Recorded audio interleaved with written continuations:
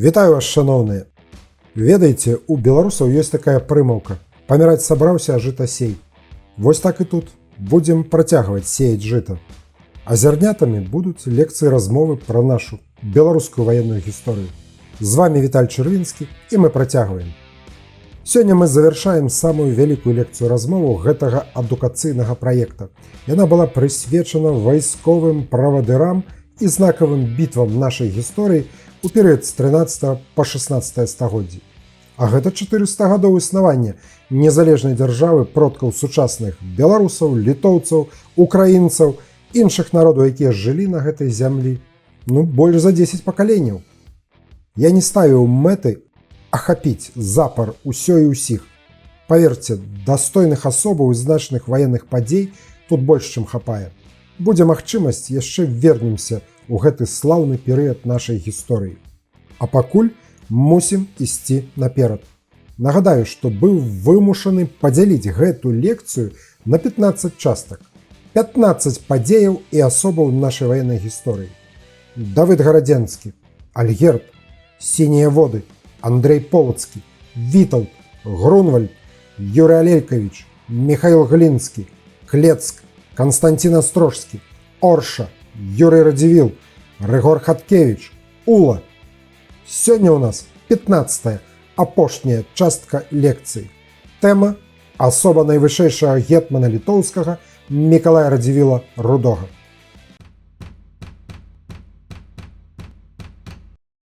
Пачнем з тэста апытанкі для тых, хто хоча стаць свядомым беларусам. Увага! Пытанне. Да якой хрысціянскай канфесіі належаў Мікалай Радзівіл Руды? А. Праваслаўе, Б. Каталіцызм, С. Пратэстанцтва, Д. Уніяцтва. Абірайце варыянт адказу, а правільна адказалі ці не, даведайцеся напрыканцы гэтай лекцыі. Мікалай Радзівіл Руды. Адкуль у нашай гісторыі ўзяліся тыя радзівілы, я вам уже некалі апавядаў, але варта і напомніць.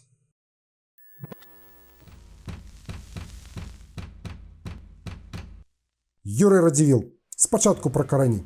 Род Радзівілаў бярэ свой пачатак ад заможнага баярына з-пад Вільні Осціка у хрышчэнні Крысціна, паплечніка Вітаўта Вялікага, які атрымаў герб Трубы у 1413 годзе. Менавіта тады, праз 3 гады пасля пераможнай бітвы пад Грунвальдам паміж ВКЛ і польскім каралеўствам, з мэтай умацавання палітычнага і саслоўнага саюзу была падпісана Гарадзельская унія. Баяры-каталікі Вялікага княства Літоўскага атрымалі правы польскай шляхты і 47 гербаў, у тым ліку і герб Трубы. Адзін з сыноў Осціка меў імя Радзівіл, па пашпарту Радзівіл Осцікавіч. У сваю чаргу гэты самы Радзівіл меў сына Мікалая, які мусіў быць па бацьку Радзівілавічам. Але не, чамусьці імя яго бацькі замацавалася як прозвішча без усялякіх там суфіксаў. Проста Радзівіл. Мікалай Радзівіл увайшоў у гісторыю пад мянушкай Стары. Шмат пражыў і шмат дасягнуў палітычнай кар'еры. Ваявода Віленскі, канцлер ВКЛ, заклаў падмурак магутнасці роду Радзівілаў. Меў 4 сыноў – Мікалая, Яна, Войцаха і Юрыя. Ад яго сыноў пайшлі 3 асобныя лініі роду Радзівілаў. Успомнілі Юрыя Радзівіла? Таго самага, які яшчэ пры жыцці атрымаў ад сучаснікаў такія ганаровыя мянушкі, як пераможца і літоўскі Геркулес. Герой нашай сённяшняй размовы яго сын Мікалай. Нарадзіўся рудавалосым, з кім не бывае. Тут пра сямейную мянушку доўга думаць не прыйшлося. Руды. Існуе таксама меркаванне, што гэту мянушку далі, каб не блытаць яго са стрэчным братам Мікалаем, якога ў сваю чаргу назвалі Чорным. Дарэчы, на карцінах і ілюстрацыях Мікалай чорны і яркі брунет з чорнай барадой. Дзе нарадзіўся, розныя пішуць: Нясвіж, Кіеў, Дубінкі. Калі сучаснымі лекаламі, то атрымліваецца, што ў Беларусі, ва ўкраіне або ў Літве. Пра Нясвіж не ўпэўнены. Верагодна, паблыталі з яго стрэчным братам і амаль аднагодкам Мікалаем Радзівілам Чорным. Той дакладна нарадзіўся ў Нясвіжы. Версія пра Кіеў выглядае лагічна. Бацька нашага героя Юрый Радзівіл Пераможца у перыяд з 1511 па 1514 гады займаў пасаду кіеўскага ваяводы. Але тут галоўна выявіць факт, дзе падчас родаў знаходзілася жонка Юрыя Радзівіла Барбара, якая паходзіла з колаў, таму яе нярэдка называюць Барбара Каланкоўская. Дык вось, тут пытанне, дзе яна знаходзілася? Каля мужа ў Кіеве, ці ў сямейнай рэзідэнцыі ў Дубінках, ці можа ў сваякоў, у сваіх або ў мужавых. Тут дакладнага адказу на гэта пытанне я не знайшоў, але можна канстатаваць як факт. Мікалай нарадзіўся на тэрыторыі Вялікага княства літоўскага, рускага і жамойцкага. Рушым далей. Адукацыя хатняя. Як пішуць у энцыклапедыях, Мікалай валодаў і карыстаўся беларускай, польскай і лацінскай мовамі. Можна не сумнявацца, што першая друкаваная кніга на беларускай мове тая самая, якую ў 1517 годзе выдаў беларускі першадрукар Францішак Скарына, у бібліятэцы Радзівілаў не пылілася на паліцы. Параўнайце год нараджэння нашага героя і год выдання кнігі. Яны амаль аднагодкі. Вядома, што ў той час наша мова, беларуская, называлася рускай, але мела свае лексічныя, арфаграфічныя, граматычныя і фанетычныя асаблівасці і адрозненні ад рускай мовы маскоўскай дзяржавы.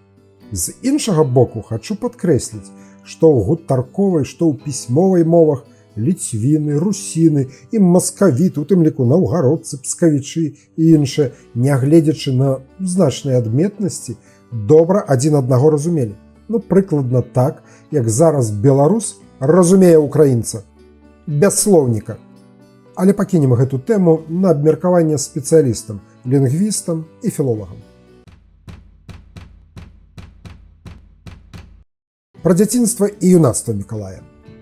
Калі прыняць на веру паэтычныя радкі з паэмы Яна Радвана «Радзівіліяда», прысвечанай жыццю і дзейнасці Мікалая Радзівіла Рудога, то ў маладыя гады наш герой ваўсю цікавіўся рыцарскімі справамі, ваеннай гісторыяй і рыхтаваў сябе да подзвігаў на ратным полі.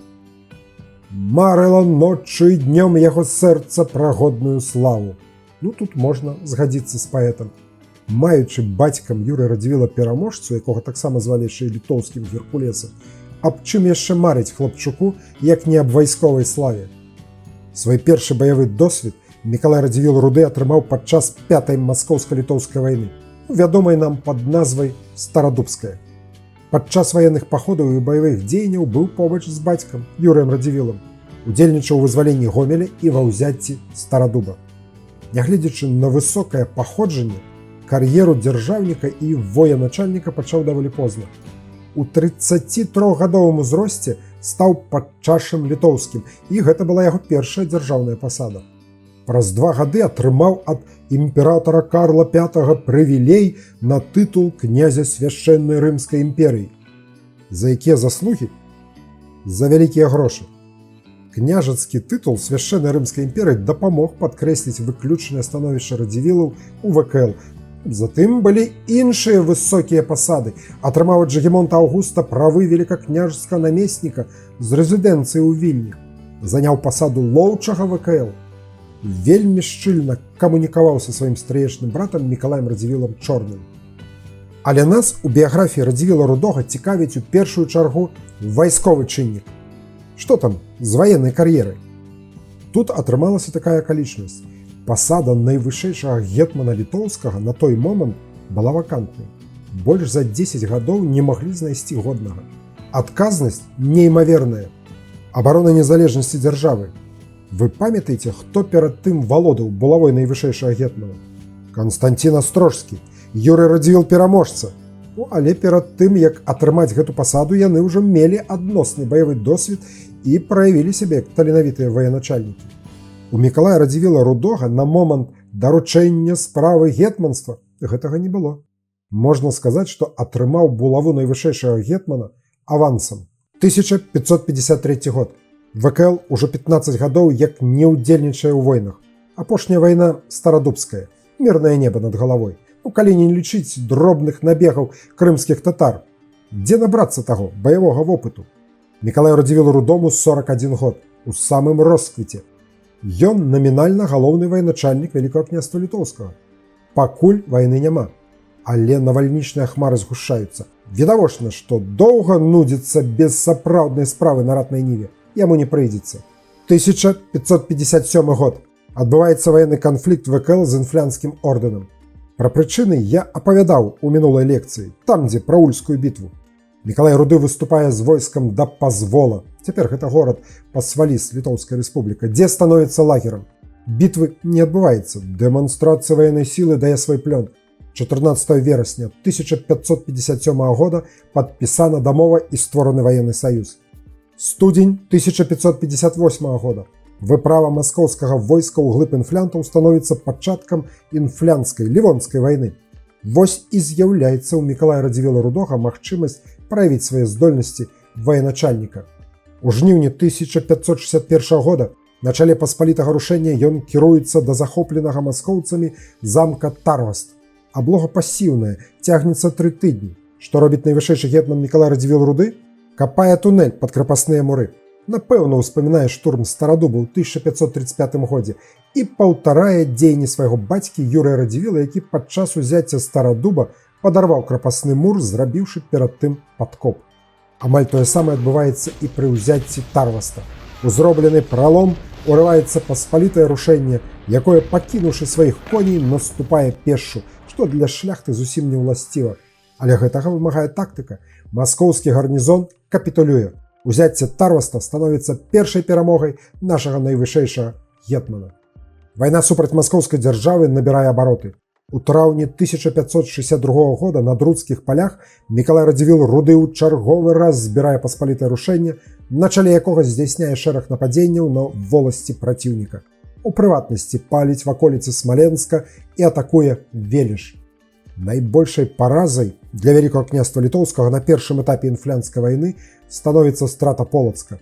Вінаватым робіць полацкага ваяводу Станіслава Давойну, які не здолеў абараніць горад.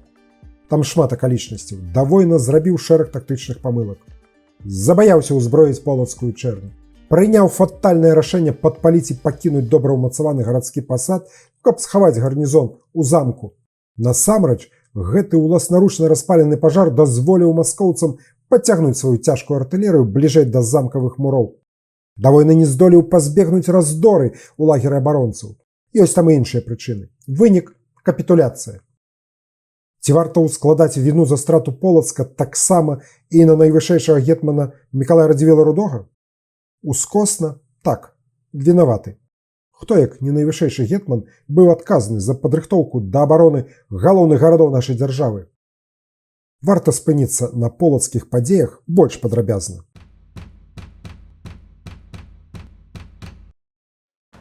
Полацк да вайны рыхтаваўся. Гэты горад быў адной з найлепей умацаваных крэпасцей на тэрыторыі ўсходняй Беларусі. Напярэдадні вайны там быў праведзены рамонт абарончых умацаванняў. Рыхтаваліся. Але ўсё роўна удар па Полацку стаўся вялікай нечаканасцю.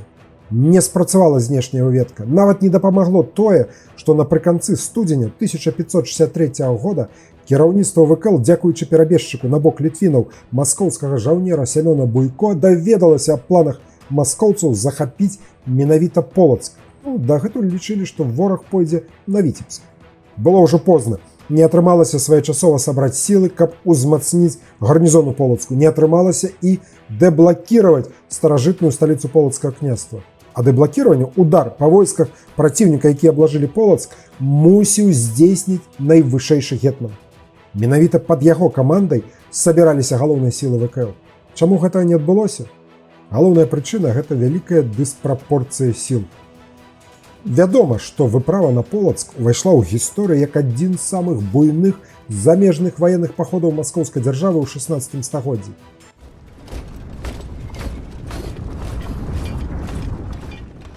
Лічбы маскоўскага войска, названыя ў польскіх і літоўскіх хроніках, а таксама заходнееўрапейскіх крыніцах, гучаць паважна – ад 150 тысяч до 300 тысяч чалавек. Колькі насамрэч, калі браць па мінімуму, то дакументальна зафіксаваная колькасць толькі дваранскага апалчэння 31 546. Гэта конніца. Улічваючы дапаможныя сілы, агульная лічба войска мусіла складаць недзе ад 60 до 80 тысяч чалавек. Выправай маскоўскага войска на Полацк кіраваў сам Іван Грозны. І, верагодна, лічыў, што ідзе як месія, вызваліцель, узяў нават з сабой крыж Ефрасіні Полацкай. Гэта святая рэліквія ў 1512 годзе пасля захопу маскоўцамі Смаленску як ваенны трафей была вывезена ў Маскву і захоўвалася там, але не ў храме, а ў царскай казне. Іван Грозны верыў у цудадзейную сілу гэтага крыжа і лічыў, што святыня дапаможа захапіць непрыступны Полацк. Абгрунтоўваў тым, што ідзе вызваляць палачанаў ад ерасі, у тым ліку абараніць праваслаўе ад люторства пратэстантаў. Горад быў захоплены. Крыж Ефрасіні Полацкай, як і абяцаў маскоўскі правадыр, вярнуўся на ранейшае месца ў царкву святога Спаса. Мабыць, гэта адзіны станоўчы момант ва ўсіх гэтых падзеях. Напэўна, што былі людзі, якія спадзяваліся, што з пераходам пад уладу Масквы іх жыццё стане лепшым. Можа, у каго і палепшала, але гэта адзінкі. Пасля захопу Полацка яго жыхары напоўніцу адчулі, што такое маскоўскае вызваленне. Мясцовых юдэяў, якія адмовіліся прымаць хрысціянства без уліку на ўзрост і пол, патапілі пад ільдом дзвіны. Дасталося і мясцовым каталікам, не ратавала і манаскае адзенне. Каталіцкія монахі-бернардзінцы былі бязлітасна пасечаны шаблямі татарскіх ваяроў, якіх было шмат у маскоўскім войску. Была праведзена маштабная дэпартацыя полацкага насельніцтва, у тым ліку шляхты ўглыб маскоўскай дзяржавы. Тут найбольш пашанцавала польскім наймітам, якія абаранялі горад у складзе полацкага гарнізону. Іван Грозны адпусціў іх, нават адарыўшы рознымі каштоўнымі падарункамі. Відаць, гэтым крокам хацеў паказаць, што не збіраецца ваяваць супраць польскай кароны. Нагадаю, што на той момант Польшча афіцыйна не ўдзельнічала ў інфлянскай вайне. А вось мясцовым, я маю на ўвазе палачанаў, пашанцавала меней. Свае ж, амаль родныя і мовападобныя. Некага забілі, некага вывезлі ў глыб Масковіі, але значную частку насельніцтва пакінулі. Які характар і формы прынялі ўзаемадачыненні паміж маскоўцамі і палачанамі? Калі абапірацца на дакументы і факты, якія захаваліся, то створаны яшчэ за савецкім часам міф пра вызваленчую місію маскоўскага войска не вытрымлівае ніякай крытыкі. Працытую некаторыя тэзісы з манаграфіі беларускага гісторыка Андрэя Янушкевіча, які вывучаў гэту тэму, працуючы з архіўнымі і іншымі крыніцамі. Новая маскоўская ўлада ў Полацку мела ўсе рысы акупацыйнага рэжыму. У замку з ліку мясцовых жыхароў маглі жыць толькі праваслаўныя святары з сем'ямі. Шляхцічам і мяшчанам, якія жылі ў пасадскай частцы горада, катэгарычна забаранялася мець зброю. На царкоўныя святы уваход палачан у крэпасць дазваляўся толькі пры захаванні надзвычайных мер бяспекі. За мясцовым насельніцтвам усталёўваўся сапраўдны паліцэйскі нагляд. Працытую адзін з маскоўскіх загадаў. Людзей літоўскіх у горад, тут маецца на ўвазе высокі замак, як тых, хто прыехаў, так і тутэйшых, аднолькава не пускаць, а калі будзе якое вялікае свята, то тых, што просяцца ў сабор Святой Сафіі мудрасці Божай, людзей літоўскіх можна пусціць у горад, але не шмат. Пільнаваць, каб без ведама баяраў і без прыстава ніводзін літоўскі чалавек, шляхціц ці мешчанін не хадзіў. У выпадку выяўлення шатосці падазроных прадпісвалася адсылаць у Пскоў, Новгарад, Вялікія Лукі. Новыя гаспадары не адчувалі сябе ўпэўнена на акупаванай тэрыторыі. Для забеспячэння ўласнай бяспекі у горадзе быў пабудаваны ніжні замак, які адмежаваў маскоўцаў ад выселенага ў запалотце мясцовага насельніцтва. Маскоўцы не давяралі палачанам і мелі рацыю. Жыхары Полачыны з непрыязню ставіліся да маскоўскіх ваяроў, у зручных выпадках аказваючы ім супраціўленне. У першыя гады свайго знаходжання на Полачыне маскоўцы праводзілі акцыі па прывядзенні тутэйшых да прысягі на вернасць маскоўскаму цару.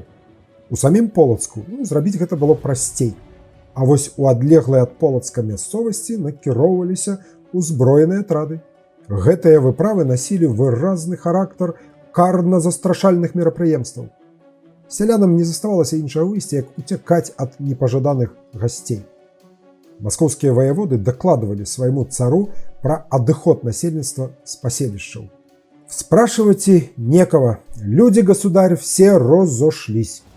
Акрамя прысягі, новым уладам было важна дакладна акрэсліць для сябе межы полацкага павета. Тут ім на дапамогу прыходзілі мясцовыя інфарматары. Як жа без калабарантаў і здраднікаў? І імёны іх захаваліся для гісторыі. Пратапоп Феафан і яго зяць Рыгор Шчытаў. Наўрад ці нашчадкі гэтых людзей будуць ганарыцца такімі сваякамі. Зразумеўшы, што звычайным прывядзеннем да прысягі паселішчы левабярэжнай Полачыны не ўдасца надзейна утрымліваць у сваіх руках, маскоўцы перайшлі да новай стратэгіі. Выкарыстоўваючы перамірны час, яны распачалі будаўніцтва на захопленых землях невялікіх драўляных крэпасцяў. Сокал, Суша, Казьян, Сітна, Туроўля, Красны, Ула. Усе гэтыя крэпасці будаваліся не для абароны ад нападзення войска ВКЛ. Яны павінны былі служыць умацаванымі пунктамі апоры для маскоўскай улады ў навакольнай мясцовасці, каб было дзе хавацца ад незадаволеных тутэйшых людзей. Пералічаныя вышэй дзействы прымусілі жыхароў Полачыны змяніць звыклы лад жыцця і прыстасоўвацца да новых варункаў існавання. У дачыненні да маскоўцаў пераважала насцярожлівасць, калі не сказаць недобразычлівасць. Дэпартацыі і рэпрэсіі ўжо ў самым пачатку маскоўскага панавання ў полацкай зямлі засведчылі, што новыя ўладары не мелі намеру абапірацца на мясцовае, нават на праваслаўнае насельніцтва. Безабаронныя сяляне былі вымушаны падпарадкоўвацца ваеннай сіле. Гвалтоўныя акцыі значна паслаблялі аўтарытэт дзяржаўных структур улады ў вачах тутэйшых людзей. Ваеннае становішча выклікала ў полацкай зямлі сур'ёзны дэмаграфічны крызіс. Яго праявамі былі перадусім рэзкае змяншэнне насельніцтва і сталае павелічэнне колькасці апусцелых населеных пунктаў у выніку міграцыі і дэпартацыі. Урэшце, маскоўская акупацыя прывяла да заняпаду Полацка. З найвялікшага ў Беларусі гандлёвага і рамесніцкага цэнтру ён ператварыўся у звычайную памежную крэпасць маскоўскай дзяржавы. Але ўсё гэта будзе пасля захопу Полацка, а пакуль перагортваем назад старонкі умоўнага календара і вяртаемся у люты 1563 года пад муры Полацка, які аблажыў сваімі войскамі Іван Грозны. Аблога цягнецца другі тыдзень. Што ўвесь гэты час робіць найвышэйшы гетман Мікалай Радзівіл Руды? Разбіраемся. У першай палове студзеня найвышэйшы гетман знаходзіўся ў Менску, дзе павінна было сабрацца паспалітае рушэнне, але збор быў сарваны. Марудзіць нельга. Мікалай Руды узначальвае аб'яднаны корпус, 2000 жаўнераў ВКЛ, 1400 польскіх наёмнікаў і рушыць на дапамогу Полацку. Але змагацца супраць маскоўскай армады такімі мізэрнымі сіламі немагчыма. Сілы бакоў для палявой бітвы выглядаюць прыкладна так. 32 000 супраць 3,5. Можна дабавіць сюды гарнізон Полацка, 2000 добраўзброеных воінаў, якія мелі 38 гармат, 300 гакаўніц, 600 ручніц. Аб якой палявой бітве тут можа весціся размова? Радзівіл Руды спыняецца на рацэ Чарніца, дзе і прастаіць увесь час аблогі, абмежаваўшыся лакальнымі баямі з маскоўскімі раз'ездамі, якія складаліся збольшага з татарскай конніцы. Напэўна, што полацкая катастрофа будзе ўспрынята ім як асабістая ганьба, якую атрымаецца змыць толькі праз 16 гадоў. Калі ў 1579 годзе Полацк будзе вызвалены, але гэта будзе пазней. А цяпер вайна працягваецца. 1564 год. У студзені атрымліваецца ўзяць першы рэванш. Разгромлена буйная маскоўская групоўка на Уле. Мінулая лекцыя была прысвечана гэтаму трыумфу нашых продкаў. Хто яшчэ не глядзеў, запрашаю. Спасылка перад вамі. Падчас Ульскай бітвы Мікалай Радзівіл Руды здзяйсняе агульнае камандаванне нашым войскам. Менавіта ён прымае смелае і правільнае рашэнне разбіць пераважаючыя сілы праціўніка па частках. Не дазваляе злучыцца каля Оршы двум маскоўскім групоўкам, Пятра Шуйскага і братоў Сярэбраных разам з татарскімі царэвічамі, якія планавалі аб'яднацца і рушыць на Менскі Навагарадак. Увечары 26 студзеня 1564 года разам з польным гетманам Рыгорам Хаткевічам Руды арганізоўвае нечаканы удар па праціўніку. Сваёй перамогай найвышэйшы і польны гетманы зрываюць буйную наступальную аперацыю па захопе беларускіх земляў Іванам Грозным. Мы памятаем, што галоўную ролю у бітве на Уле адыграў Рыгор Хаткевіч. Але лаўры трыумфатара збольшага дасталіся найвышэйшаму гетману. Гэта лагічна. Так было заўсёды. Хто галоўнакамандуючы, таму і слава. Імя Мікалая Радзівіла Рудога загучала па ўсёй тагачаснай Еўропе. Не забыліся нават праз паўстагоддзя. У 1601 годзе па заказу аўстрыйскага эрцгерцага Фердынанда выйдзе кніга пра знакамітых воінаў. Там будзе змешчаны гравіраваны партрэт і біяграфія нашага героя. Пасля поспеху ў Ульскай бітве найвышэйшы гетман спрабуе перахапіць ініцыятыву ў вайне. Летам гэтага ж года на чале 10-тысячнага войска Мікалай Радзівіл Руды рушыць з Менска і блакіруе маскоўскі гарнізон у Полацку, але зноў няўдала. Ён адыходзіць да Лепеля, дзе арганізоўвае за ўласны кошт будаўніцтва крэпасці. На той момант войска ВКЛ не здатнае весці аблогавыя аперацыі. Не стае цяжкай артылерыі. Набліжэнне зімы вымушае Рудога адвесці сваё войска ў Менск. Маскоўцы захопліваюць і паляць Азярышча, важную крэпасць на дзяржаўнай мяжы. Баявыя дзеянні набываюць выгляд асобных спусташальных рэйдаў па землях праціўніка, нагадваючы сабой тыповыя набегі з рабаўнічымі мэтамі. Вайна не прыносіць значнай перавагі ні аднаму з ваюючых бакоў і вядзецца на знясіленне. У тым ліку і для насельніцтва. З кожным годам расце вайсковы падатак. Бакі шукаюць часовага прымірэння. 1566 год. Мікалай Радзівіл Руды прызначаны віленскім ваяводам і канцлерам Вялікага княства Літоўскага. Гэтыя пасады займаў яго стрыечны брат і сябра Мікалай Радзівіл Чорны, які заўчасна памірае. Мікалай Руды складвае з сябе абавязкі найвышэйшага гетмана на карысць свайго баявога паплечніка польнага гетмана Рыгора Хаткевіча і засяроджваецца на палітычных справах. Полем бітвы для яго становіцца Соймавая палата. Ён актыўна выступае супраць заключэння уніі з Польшчай. Мы людзі вольныя, з усякім народам можам параўнацца сваімі вольнасцямі, пачцівымі заслугамі нашых продкаў. На Люблінскім сойме Руды адмаўляецца падпісваць акт уніі, заяўляючы: «А калі хто хоча забраць у мяне волю, дык буду лічыць яго тыранам». Але ўсё роўна вымушаны выбраць з дзвюх бед найменшую. Замест маскоўскай тыраніі абірае польскую няволю. Але дзеля справядлівасці трэба адзначыць, што тая няволя была умоўнай. Польшча, хоць і адхапіла ад Вялікага княства Літоўскага добрыя кавалкі ў выглядзе Падляшша і Украіны, але саму дзяржаву не змагла знішчыць. ВКЛ не стала часткай польскага каралеўства, а разам яны ўтварылі новую федэратыўную дзяржаву Рэч Паспалітую абодвух народаў пад кіраўніцтвам агульнага манарха польскага караля Вялікага князя Літоўскага, агульным сенатам і соймам. Але ВКЛ адстаяла сваю дзяржаўную пячатку з пагоняй, законы, статуты ВКЛ, напісаныя старабеларускай мовай, скарб, фінансы, адміністрацыю, суд і сваё войска. Засталіся і пасады гетманаў літоўскіх, якія гэтым войскам камандавалі. 1576 год. Завяршаецца небяспечны для Рэчы Паспалітай перыяд бескаралеўя. У 1572 годзе пасля смерці Жыгімонта Аўгуста распачалася палітычная барацьба за ўладу, якая прывяла да бязладдзя. Мікалай Радзівіл Руды прыкладае шматлікія намаганні, каб захаваць спакой у краіне.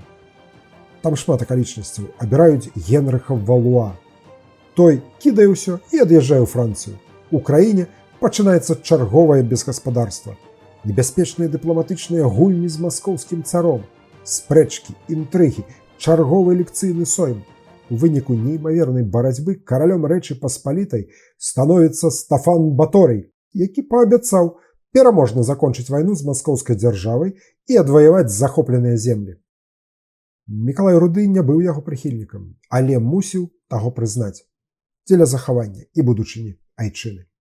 30 жніўня 1576 года Руды вяртаецца на ваенную службу. З рук новага караля паўторна прымае гетманскую булаву. Па словах самога Радзівіла, тую працу и владность гетманства великого в той потребе и небяспечности Речи Посполитая на себя принял. Миколаю Рудому ўжо 64 гады. Узрост сур'ёзны, але побач сын Крыштоф, які займае пасаду гетмана польнага. Уявіце сабе, бацька і сын, гетманы найвышэйшы і польны.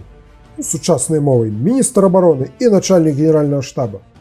У перыяд бескаралеўя польны гетман Крыштоф Радзівіл бараніў паўднёва-ўсходнія межы ВКЛ, знаходзіўся на Валыні, але сувязь з бацькам не губляў.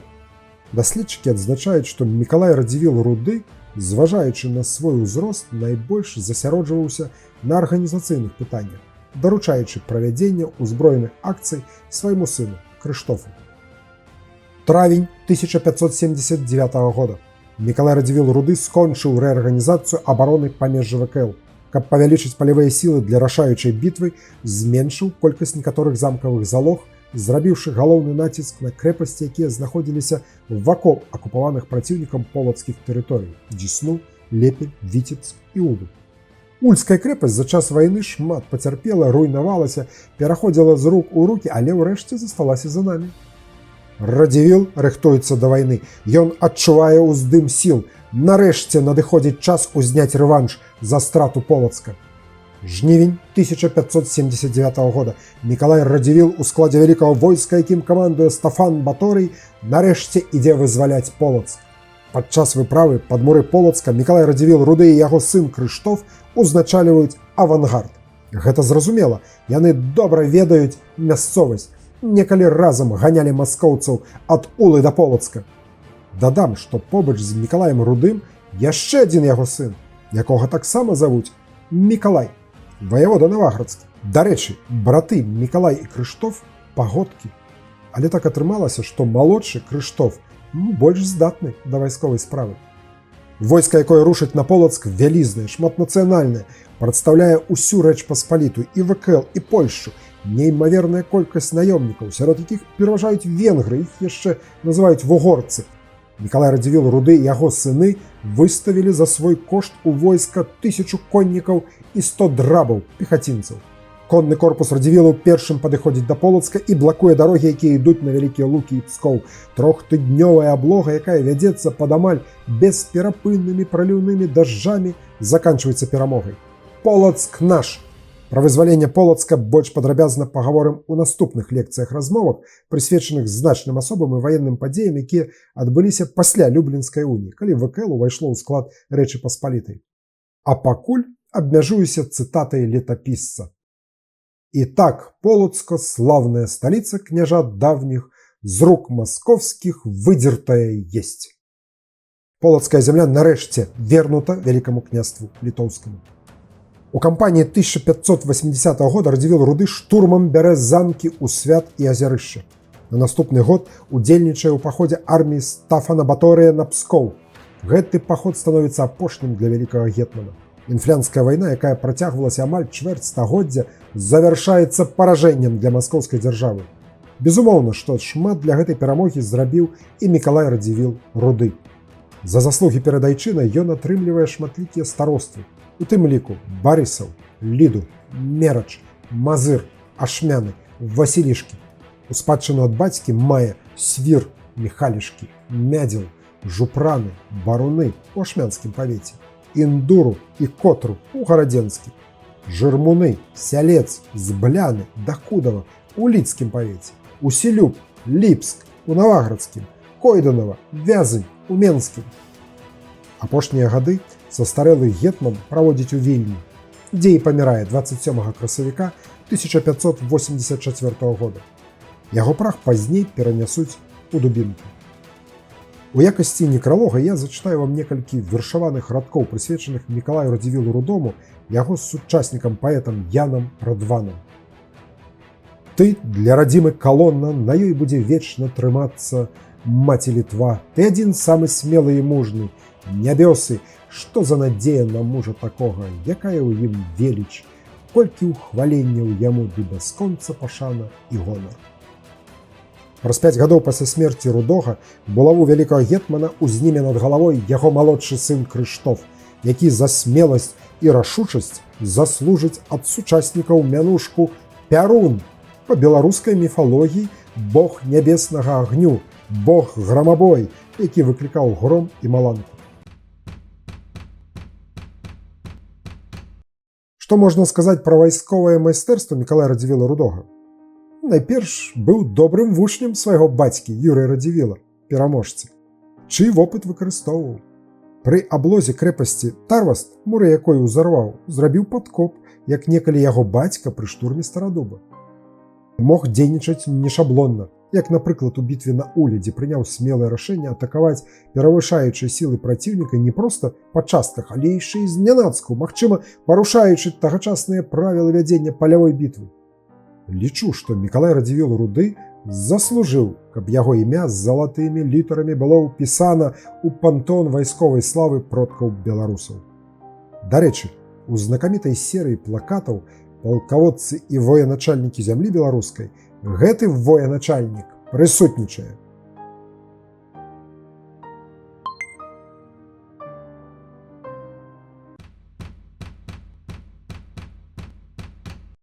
Надышоў час вярнуцца да апытанкі, хто хоча стаць свядомым беларусам.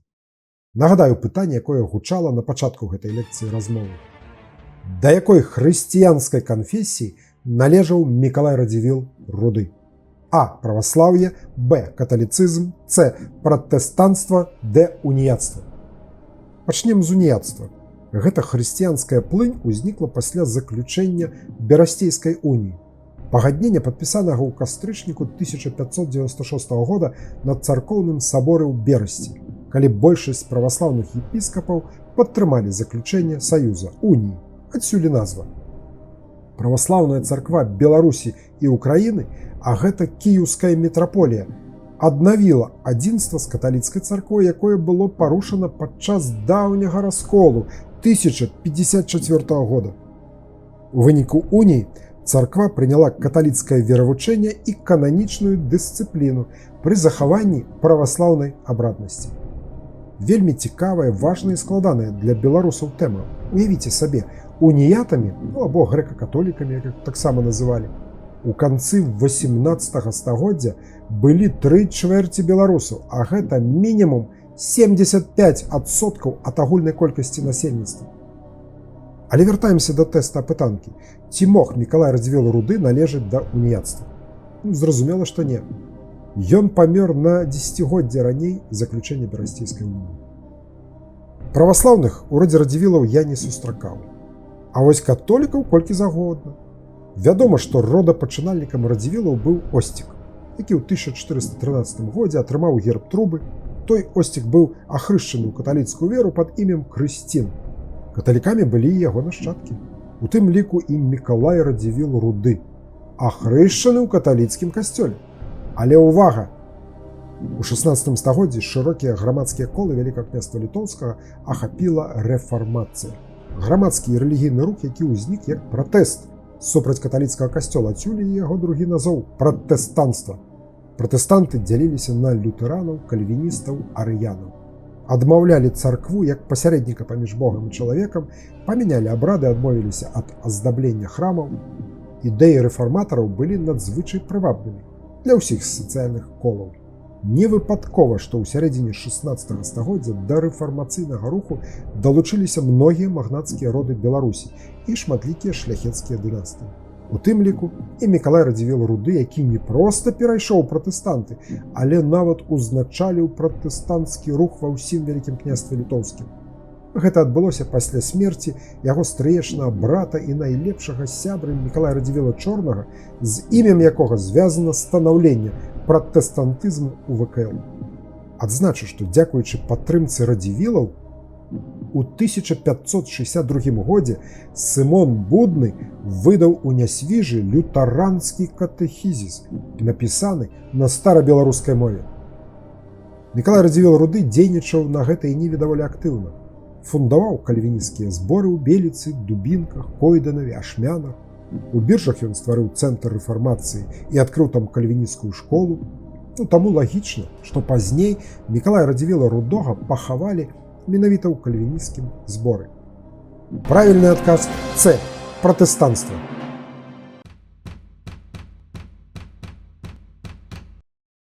Пра памяць. Ведаеце, найбольш памятаюць пра Радзівіла Рудога нашы суседзі, літоўцы. І гэта апраўдана. На пачатку 21 стагоддзя на замкавай гары ў сучасным літоўскім Дубінгяі, былыя дубінкі, падчас археалагічных раскопкаў былі знойдзены парэшткі некаторых радзівілаў, пахаваных тут некалькі стагоддзяў таму. Па аналізе ДНК літоўскія і польскія вучоныя здолелі ідэнтыфікаваць сярод іншых і косці Мікалая Радзівіла Рудога. 5 верасня 2009 года яго парэшткі былі ўрачыста перапахаваныя у адрэстаўраваных руінах кальвінісцкага збору. Як бачым, у Літоўскай рэспубліцы Рудога не забываюць. А што ў нас? Мінулым разам я вам распавёў пра 3 камяні-валуны, якія ўсталявалі сучасныя беларусы на Іванполі, дзе адбывалася Ульская бітва. На адным з валуноў барэльеф Мікалая Радзівіла Рудога.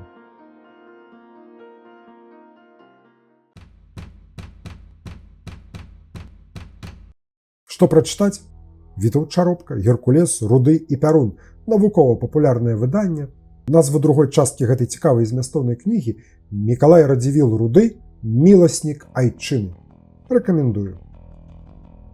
Ну вось і ўсё, даражэнькія. Наступнай лекцыі размовай мы распачнем вывучэнне новага перыяду ваеннай гісторыі беларускага народа, які будзе акрэслены храналагічнымі рамкамі існавання Рэчы Паспалітай.